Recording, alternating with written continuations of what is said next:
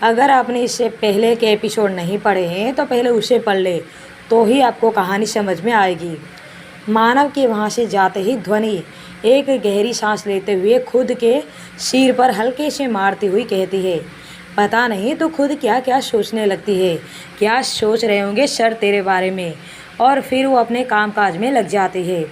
इधर बाहर मानव ने फ़ोन उठाते हुए कहा, दादी बोलिए, क्या हुआ, सब ठीक तो है ना। दादी ने मानव को याद दिलाते हुए कहा, हाँ सब ठीक है। मैंने तो तुझे याद दिलाने के लिए फ़ोन किया था कि तुझे दिए हुए 1 महीने से 4 दिन निकल गए हैं और अब तेरे पास सिर्फ 26 दिन बचे हैं।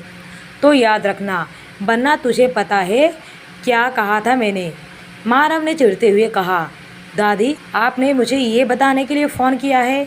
तो दादी ने कहा, हाँ मैंने यही बताने के लिए फ़ोन किया है और अब से मैं तुझे हर 2 दिन में फ़ोन किया करूँगी, बस यही याद दिलाने के लिए, समझा तू।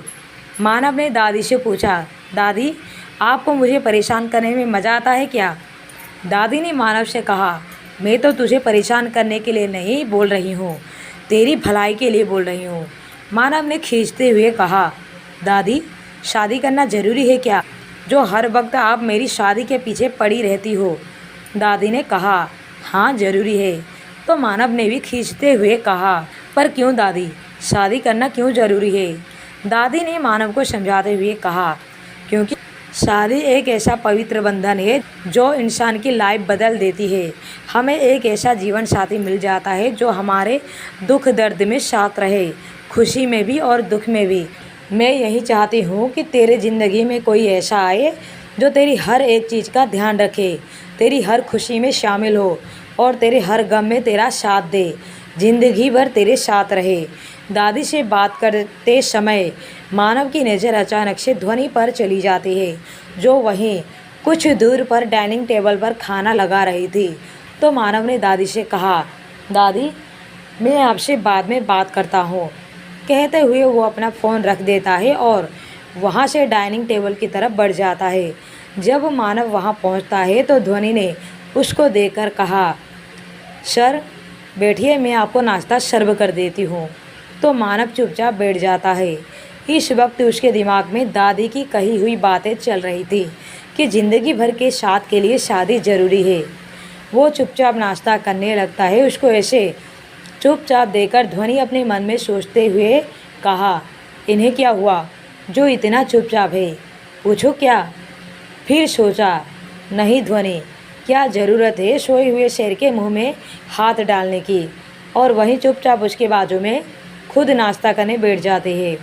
मानव ने नाश्ता करने के बाद ध्वनि से कहा, चलो ऑफिस चलते हैं ध्वनि। और वह दोनों ऑफिस के लिए निकल जाते हैं। ऑफिस पहुंचने के बाद भी मानव और ध्वनि दोनों अपने अपने कैबिन में चले जाते हैं। मानव अपने कैबिन में बैठकर दादी की कई बातों को सोच ही रहा था और काफ़ी देर तक सोचने के बाद वो अपने आप से कहता है, अगर ज़िंदगी भर के साथ के लिए शादी ज़रूरी है तो ठीक है, मैं शादी करने के लिए तैयार हूँ और अब चाहे मुझे जो भी करना पड़े मैं उससे शादी करके ही रहूँगा। और कुछ टाइम में ऑफिस का वक्त पूरा हो जाता है, लेकिन ध्वनि अभी भी अपना काम कर रही थी क्योंकि अभी उसका काम कुछ बाकी था। ये सब मानव अपनी कैबिन से देख रहा था। जब ध्वनि का काम खत्म हो जाता है तो ध्वनि अपने कैबिन से जाने लगती है।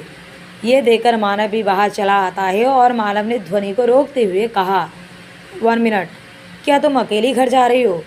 ध्वनि ने हाँ में सिर हिलाते हुए कहा, हाँ कोई प्रॉब्लम है आपको। मानव ने ध्वनि से पूछा, क्यों, तुम्हारी वो फ्रेंड कहाँ गई। तो ध्वनि ने मानव की बात का जवाब देते हुए कहा, वो आज नहीं आई, उसकी तबीयत थोड़ी ठीक नहीं तो उसने लीव ले लिया था। मानव ने ध्वनि को देखते हुए कहा, तो तुम घर अकेली जाओगी। ध्वनि ने मानव से कहा, तो आपको टेंशन लेने की कोई ज़रूरत नहीं है, मैं चली जाऊंगी। आज से पहले भी अकेली गई हूँ और आज भी चली जाऊंगी। मुझे किसी के सहारे की कोई ज़रूरत नहीं।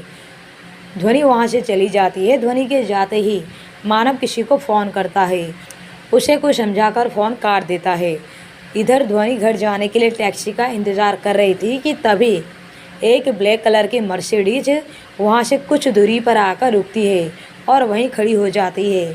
कुछ देर बाद जब ध्वनि टैक्सी में बैठकर वहाँ से निकल जाती है तो कार भी उस टैक्सी के पीछे निकल जाती है। जब ध्वनि की टैक्सी उसके घर के सामने आकर रुकती है तो वो कार भी वहीं कुछ दूरी पर आकर रुक जाती है और ध्वनि घर के अंदर चली जाती है। वहाँ कार में से दो आदमी बाहर आकर खड़े हो जाते हैं। वहीं अपने घर पर पहुंचकर ध्वनि घर के अंदर का नज़ारा देखकर हैरान रह जाती है, क्योंकि कुछ लोग वहीं उनके घर पर खटिया पर बैठे हुए थे। उनमें से एक ने उसके पापा के कॉलर को पकड़ रखा था, तो वहीं एक आदमी सुजाता जी को भी पकड़े हुए खड़ा था। ये देखकर ध्वनि को काफ़ी गुस्सा आ जाता है। उसने गुस्से में उस आदमी पर चिल्लाते हुए कहा, हाउ डेयर यू, तुम्हारी हिम्मत कैसे हुई मेरे मम्मी पापा के साथ ऐसा बिहेव करने की। वह एक झटके से उसके हाथों को उसके पापा की कॉलर से हटा देती है। तो वो आदमी ध्वनि को ऊपर से नीचे तक देखते हुए कहा, वर्मा, ये तेरी बेटी है। अब समझ में आया कि क्यों बॉस ने वो डील भेजी थी तेरे पास। मुझे लगता था कि बॉस बहुत बड़ी गलती कर रहे हैं, लेकिन अब समझ में आया कि बॉस ने कोई गलती नहीं की थी तेरे सामने वो डील भेजकर। फिर वो ध्वनि को अजीब नज़रों से घूरने लगता है। उसके इस तरह से घूरने पर ध्वनि को काफ़ी गुस्सा आ जाता है। अभी के अभी निकलो मेरे घर से, वरना अच्छा नहीं होगा। तो उस आदमी ने अजीब तरह से ध्वनि को देखते हुए कहा, अरे मैडम जी, ऐसे कैसे निकल जाए तुम्हारे घर से। हमें यहाँ कोई चोरी चकारी या लूटपाट करने थोड़ी आए हैं। हम तो यहाँ अपने पैसे लेने आए हैं जो आपके पापा ने लिए हैं हमारे बॉस से। आप हमारे पैसे दे दीजिए, हम चले जाएंगे। ध्वनि ने गुस्से में दांत पीसते हुए कहा, तुम्हारे पैसे तुम्हें मिल जाएंगे, जाओ यहाँ से। तभी उस आदमी ने ध्वनि को देखते हुए कहा, अरे मैडम जी, कैसे चले जाएं? ये बात तो आपके पापा ने भी कहा था, पैसे दे देंगे। आज तक पैसे नहीं लौटा पाए। अब आप बोल रही हो, लेकिन हम आपका और इंतज़ार नहीं कर सकते, इसलिए कल तक का वक्त है आपके पास। अगर कल तक आपने पैसे नहीं लौटा पाए तो आपको हमारी डील माननी पड़ेगी। अगर हमारी डील नहीं मानी तो आपके साथ क्या होगा ये आप सोच भी नहीं सकती। उस आदमी ने वर्मा जी की तरफ देखते हुए कहा, पूरे 10 लाख। ये सुनकर ध्वनि दंग रह जाती है। 10 लाख? तो उस आदमी ने ध्वनि की तरफ देखकर कहा, हाँ 10 लाख, और कल तक आपके पूरे पैसे लौटाना है। तो सोच लीजिए, आपको पैसा लौटाना है या हमारा डील एक्सेप्ट करना है। और डील क्या है ये तुम्हारे पापा को पता है, पूछ लेना। ये बोलकर वो लोग वहाँ से चले जाते हैं। उन लोगों के वहाँ से जाते ही रघुवीर जी वहीं खटिया पर हताश होकर बैठ जाते हैं। इस वक्त उन्हें कुछ भी समझ में नहीं आ रहा था कि वो क्या करे। तभी ध्वनि ने अपनी मम्मी पापा के पास जाकर पूछती है, पापा ये लोग कौन है और इतना बड़ा कर्जा आपने क्यों लिया था? तो रघुवीर जी ने अपने सिर पर हाथ रखते हुए बैठ गए, जबकि सुजाता जी ने कहा, बेटा तुझे याद है ना, तेरे पापा को एडमिट किया था। डॉक्टर ने ऑपरेशन के लिए बोला था और ऑपरेशन के लिए 5 लाख की ज़रूरत थी। तो ध्वनि ने कहा, हाँ मम्मी मुझे याद है, और उन पैसों के लिए आपने तो लोन कराया था ना? तो सुजाता जी ने कहा, नहीं बेटा, कोई लोन नहीं किया था। हमने तुमसे झूठ कहा था कि मैंने लोन किया है, बल्कि मैंने कोई लोन नहीं किया था, किसी से उधार लिए थे। तो ध्वनि ने कहा, किससे? तो सुजाता जी ने कहा, रणवीर सिंह चौहान से। ध्वनि ने हैरान होते हुए पूछा, लेकिन मम्मी कोई इतनी बड़ी रकम किसी को क्यों उधार दे देगा, ये आपने नहीं सोचा? और रणवीर सिंह चौहान ये तो वही है ना जो पिछले साल किसी लड़की के रेप केस में अरेस्ट हुआ था? तो रघुवीर जी ने हाँ में सिर हिलाते हुए कहा, हाँ ये वही है। ध्वनि ने परेशान होते हुए कहा, पापा आपने इतने घटिया इंसान से कैसे मदद ली? तो सुजाता जी ने कहा, हमें क्या पता था बेटा, ये आदमी इतना घटिया निकलेगा। उसने सामने से आकर हमारी मदद की थी तो हमें लगा अच्छा इंसान होगा, हमारी मदद करना चाहता है, पर हम गलत थे। ये इंसान के रूप में हैवान है।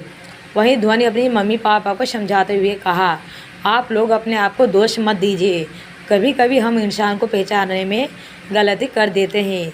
लेकिन अच्छा एक बात बताइए, 5 लाख लिए थे तो ये 10 लाख क्यों मांग रहा था? तो रघुवीर जी ने परेशान होते हुए कहा, 5 लाख रुपए उसने इंटरेस्ट के बढ़ा दिए हैं। तो ध्वनि ने चौंकते हुए पूछा, क्या 5 लाख रुपए इंटरेस्ट? ये किस तरह से हो गए? रघुवीर जी ने बात को छुपाते हुए कहा, बेटा वो लोग चाहते हैं कि 5 लाख रुपए के बदले मैं अपना घर उन्हें दे दूं, जबकि मैंने उन्हें घर नहीं दिया तो 5 लाख के बदले वो अब 10 लाख मांग रहे हैं। रघुवीर जी ने जानबूझकर अपनी बेटी का नाम नहीं लिया, बेटी के बदले घर का बहाना बना दिया। ध्वनि ने अपने पापा को रिलैक्स करते हुए कहा, पापा आप चिंता मत कीजिए, हम कुछ ना कुछ रास्ता जरूर निकाल लेंगे। उधर उन गुंडों को ध्वनि के घर के बाहर निकलते हुए उन आदमियों ने देख लिया जो कुछ देर पहले ध्वनि का पीछा कर रहे थे, और वो किसी को फ़ोन लगाकर ये सब बता देते हैं। इधर ध्वनि अपने रूम में इधर से उधर घूम रही थी और सोच रही थी कि कल तक इतने सारे पैसे मैं कहाँ से लेकर आऊँगी। तभी वो सोचती है, क्या मैं मानव सर से हेल्प मांग सकती हूँ, मगर मानव सर ने मुझे सैलरी तक देने से मना कर दिया है, तो मुझे इतने सारे पैसे क्यों देंगे। वहीं दूसरी तरफ एक लड़का बड़े से आलीशान बंगले के हॉल में सोफे पर बड़ी शान से बैठा हुआ था और उसके आसपास कुछ लोग भी खड़े हुए थे। तो वह उन लोगों से पूछता है, हाँ बोलो क्या हुआ।